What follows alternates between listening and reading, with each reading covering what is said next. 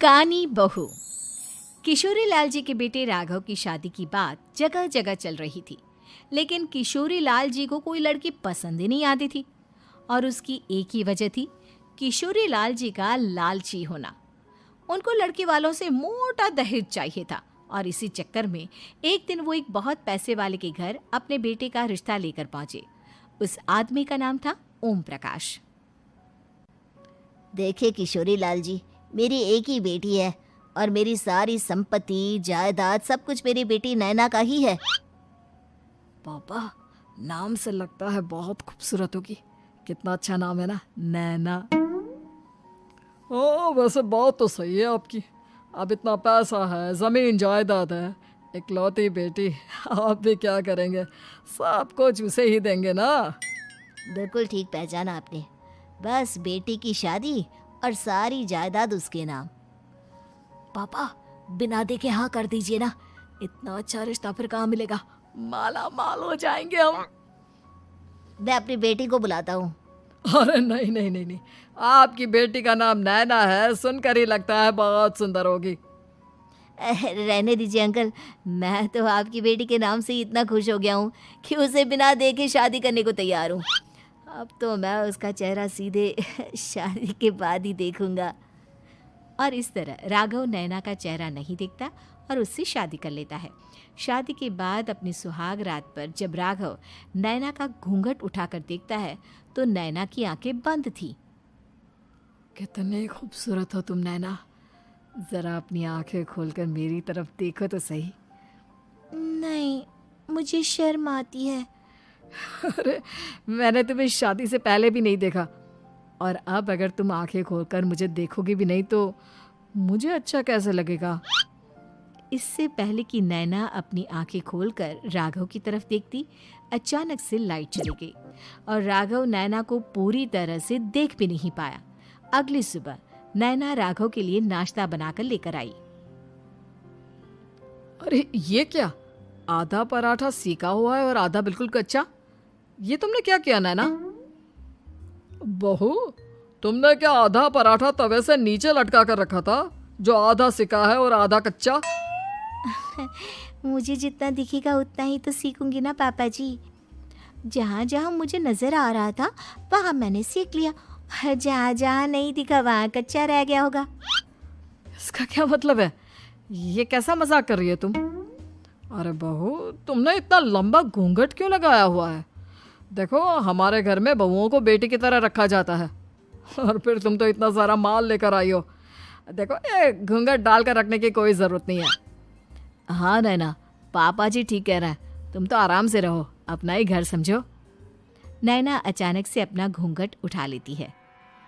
अरे ये क्या पापा, नैना की तो एक आंख फूटी हुई है। नाम से नैना, लेकिन ये तो कानी बहू निकली। मेरे साथ धोखा हुआ है, धोखा। बिना दिखाए अपनी कानी लड़की मेरे संग ब्याह दी। मुझे कानी बीवी नहीं चाहिए। मुझे अभी ओम प्रकाश जी से बात करनी पड़ेगी। आखिर उन्होंने मेरे साथ ऐसा किया क्यों? अरे, आप लोगों ने ही तो पापा से कहा था कि आप लोग शादी से पहले मुझे देखना नहीं चाहते। अब मेरे पापा पर क्यों इल्जाम लगा रहे हैं?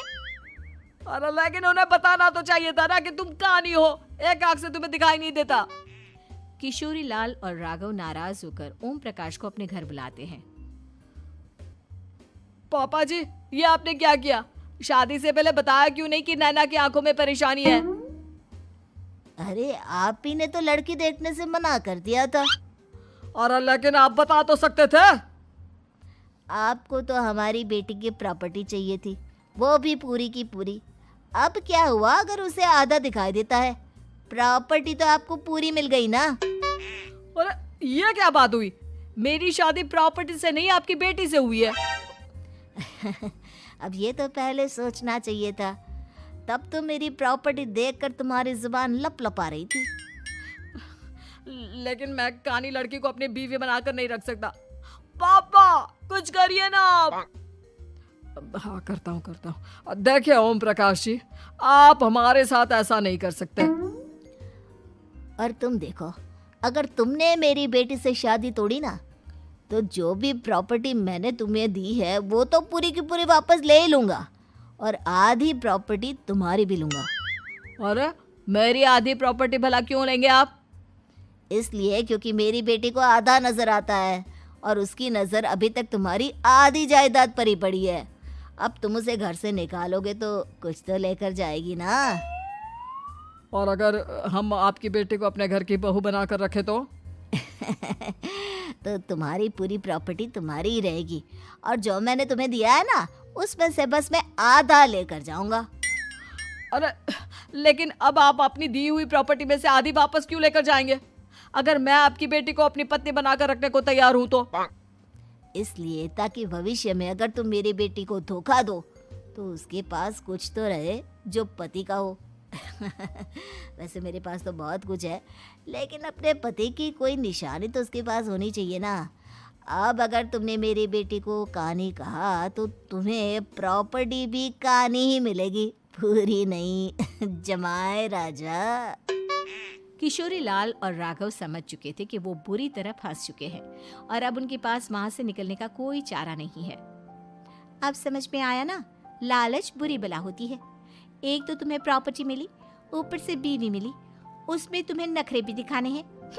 आए बड़े, चुपचाप बैठो दोनों।